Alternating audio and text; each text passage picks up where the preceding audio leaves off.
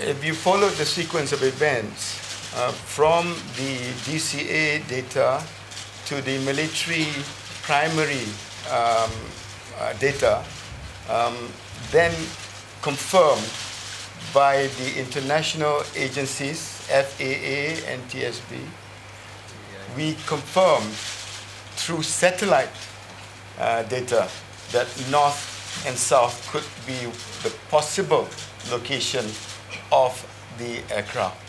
So we are giving emphasis to both. But what I've explained to the Malaysian media today was that all efforts is being used now to reduce the area of concentration.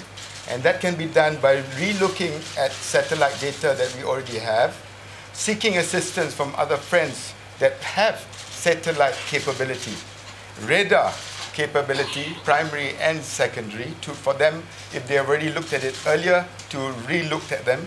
Finally, the using of the assets, whether in the air or in the sea, to try and narrow that area. But answering your question, at the moment, until that is done, both becomes a priority. Northern corridor, I indicated today that there are countries that have decided and agreed to lead in certain areas. On that leadership, when the information comes in, we will reveal it to the media. I requested the Indonesian military to relook again at not only satellite, but whatever other data that they may have, again, in the light of the emphasis on the northern and southern corridor.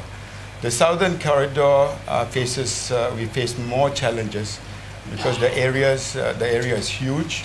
The two countries that we are seeking assistance from, which are actually geographically in that position, is Australia and Indonesia.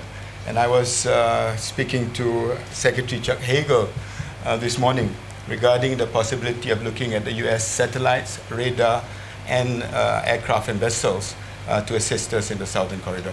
That every country has got a primary military radar. The only one that is now out in the open is basically Malaysia's. I've stated on record that we have put aside a national security interest by disclosing our military radar data. And if we did not disclose those radar data, we would not have gone and searched in these two areas. And if we did not get help and corroboration from international agencies like the FAA and NTSB, we would not be able to look at the satellite data. So the sequence of events, actually the turning point would be the release of very sensitive data to the Malaysian military. That is why yesterday I answered the question that after this we need to relook how to upgrade our radar system, because we have put the interests of the passengers and the plane above national security and national interest.